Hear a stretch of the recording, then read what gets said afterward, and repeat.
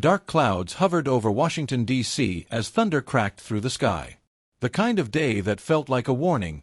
Something was coming. Inside the National Press Club, the room buzzed with tension. Journalists whispered, cameras clicked into place, and every pair of eyes was fixed on the small stage ahead. Karoline Leavitt emerged through the side door, wearing a navy blue suit and a stare that could slice through steel. She wasn't here to play politics. She was here for war. In her hands, she held a thick black folder, edges worn from hours of use, a folder that, according to rumors, could bring down one of the biggest daytime shows in America. She stepped up to the mic. Silence fell. Then, in a voice colder than the rain outside, she spoke. Too late. The lawsuit still stands. And no apology, no PR stunt, no corporate interference can stop what's coming. Gasps echoed across the room. Reporters scrambled for quotes. But Karoline didn't wait. She turned, walked off stage, and vanished behind the curtain, just as quickly as she had appeared. 3 weeks earlier, a clip from The View had lit the internet on fire. Joy Behar leaned into the camera with her trademark smirk and said, "People like Karoline are a threat to democracy, spreading dangerous far-right lies and misinformation." Laughter erupted from the audience. The other co-hosts nodded in agreement. It seemed like business as usual. But that one sentence, that line, was different. Karoline watched it in her office, lips pressed tight. She didn't flinch. She didn't rage. She simply turned to her legal advisor and said, "She just crossed the line. And now, we cross it back." What the public didn't know was that for months, Karoline's team had been documenting every jab, every false claim, every joke that targeted her, and many others. Quietly, meticulously, like a chess player setting the board. But what changed everything? A message. An anonymous email. Subject line, "You don't know the half of it." Attached, a single voice note, crackly, low quality, but unmistakable. A woman whispering. Joy knew it was false. We all did. They told us to say it anyway. The message ended. Karoline's pulse quickened. The name in the email footer? A senior producer from The View. The war had begun. The air inside ABC's Manhattan headquarters was suffocating. What had once been a well-oiled machine of daytime TV production was now a fractured battlefield of hushed meetings, locked doors, and frantic whispers. The executive suite smelled of burnt coffee and desperation. Joy Behar sat at the head of the oval table, arms crossed, unblinking. Whoopi Goldberg rubbed her forehead, muttering under her breath. The rest of the hosts looked tense, pale, not from makeup, but from dread. ABC's lead attorney entered with a stack of files and a face ashen with concern. "This isn't just a PR nightmare anymore," he said. "It's a legal bomb. If Leavitt's evidence is real, we're looking at catastrophic liability." Someone finally said it. "We could lose." Joy slammed her hand on the table. "This is political theater. She's bluffing." The attorney didn't flinch. "Then why hasn't she blinked once?" Meanwhile, across the country, Karoline Leavitt wasn't bluffing. She was sharpening her next move. Her team worked out of a private law firm in D.C., a high-rise with tinted windows and 0 leaks. They called it the War Room. Dozens of files, USBs, and hard drives were spread out across a long conference table like a battlefield strategy map. Every insult, every statement, every segment from The View, catalogued, time-stamped, cross-referenced. But the real weapon wasn't in the paperwork. It was the whistleblower. An ex-producer named C, protected under NDA for now, had met Karoline in a dimly lit hotel room. She wore sunglasses and a hoodie, her voice shaking but determined. "You don't understand," she whispered. "It wasn't just ad-libbing. We got internal memos. Talking points. The attacks on Karoline? They were scripted." Karoline leaned in. "Who gave the orders?" C hesitated. "The senior editorial board. But it came from even higher. You want the truth?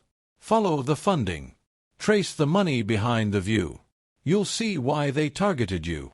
Karoline's eyes narrowed like a sniper lining up her shot. "This isn't defamation anymore. It's orchestration." That night, Karoline posted a tweet that shattered the internet. $800M isn't about a headline. It's about the machine behind it. And that machine is cracking. In just hours, the hashtag Leavitt lawsuit dominated every major platform. News outlets scrambled to catch up. The View issued a soft, vague statement. But Karoline rejected it live on air. They had their chance to tell the truth. They chose character assassination instead. Now the truth comes for them. And then, a phone rang. A private line. A voice distorted through layers of static. You're close. But be careful. If you keep going, they won't just try to silence you. They'll try to destroy you. Karoline smiled grimly. Let them try. Rain hammered the windows as the investigation deepened. Karoline stood before a corkboard covered in red strings, photographs, and financial documents, each one connecting dots that no one in the media dared to touch. It wasn't just about one show, one insult, one lawsuit. This was bigger. The View wasn't acting alone. It was a mouthpiece, a carefully crafted megaphone for a larger, well-funded agenda. Her legal team had uncovered a string of shadow donations, dark money pumped into media conglomerates through shell foundations. Millions flowing in from activist billionaires, PACs, and political operatives who treated public opinion like a puppet show. They didn't defame you on accident, said Karoline's lead investigator. It was a hit job. A message. They needed you discredited, fast. Karoline tightened her jaw. Then we're going to send a message back, louder. Then came the breakthrough. A leaked recording from an internal fundraising gala surfaced. One of the View's producers, half drunk, unaware they were being recorded, admitted the truth in a slurred, fatal whisper. We were told, hit her hard. Discredit her. That came straight from the top. We don't ad-lib anymore. We perform. It was raw, unfiltered, and lethal. Karoline leaked it anonymously to 3 independent journalists. Within hours, it went viral. The headlines were relentless. Media rigged. Bombshell audio exposes political targeting in daytime TV. The View scripted attacks. Lawsuit just got nuclear. Karoline Leavitt wasn't lying. She was being hunted. The View's producers went into full damage control. ABC executives called emergency meetings. PR firms were deployed like riot squads. But it was already too late. Karoline addressed the public again, this time through a chillingly calm video statement. This is not just about what they said.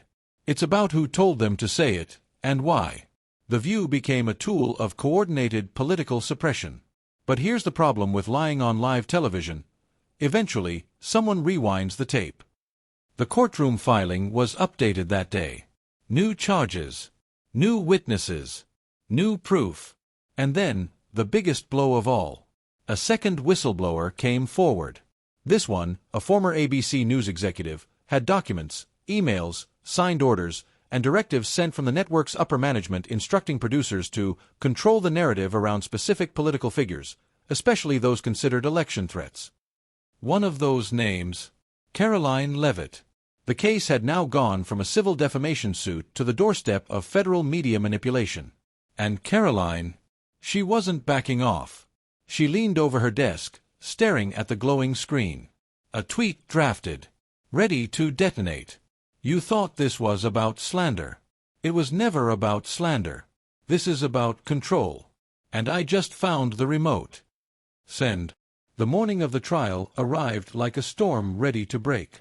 Outside the federal courthouse in Manhattan, barricades held back crowds of protesters, supporters, reporters, and camera crews. It wasn't just a lawsuit anymore. It was a national event. A media war was finally stepping into a courtroom where no teleprompters, no editing, and no spin could save anyone. Inside, the tension was so thick it could crush ribs. Karoline Leavitt entered the courtroom in silence. Dressed in black, expression cold, eyes forward, the face of a woman who had been pushed, smeared, underestimated, and had chosen to strike back with facts, fire, and fearlessness. Joy Behar sat across the aisle, visibly shaken. This wasn't a taping. There was no applause sign, no witty comeback. Just her, a bench of federal judges, and a mountain of damning evidence staring her down. The opening statements were electric. Karoline's attorney stood and spoke with thunder in his voice. This is not about hurt feelings. This is about a coordinated, deliberate character assassination campaign. Orchestrated, funded, executed, with the goal of destroying a political voice they feared. And now the truth is here, and it will speak for itself. Then came the bombshells. The first whistleblower took the stand. Her voice trembled, but her words hit like sledgehammers. We were told what to say. Every segment was reviewed. We targeted her because that was the order. I wanted to say no, but we were told if we didn't follow orders, we'd be replaced. The courtroom gasped. Reporters scribbled furiously. Some audience members wept. Next, the audio recordings were played. The drunken confession from the fundraiser echoed through the silent hall like a dagger dragged across marble. Hit her hard. That came from the top. The defense was cornered. ABC's lawyers tried to pivot, to claim satire, humor, opinion, but the documents didn't lie.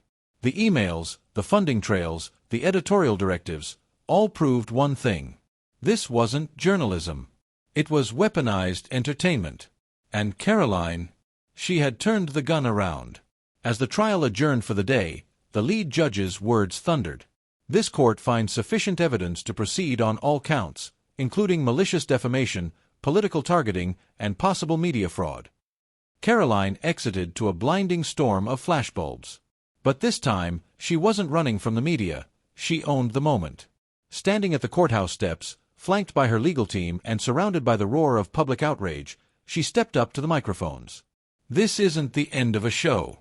It's the beginning of accountability. And to anyone else who thinks they can silence truth for profit, I'm just getting started. No victory dance. No smile. Just truth, served raw. As the rain fell and the crowd screamed, one thing was certain. The game had changed. And Karoline Leavitt had just flipped the script on the entire industry. Ask ChatGPT. You said,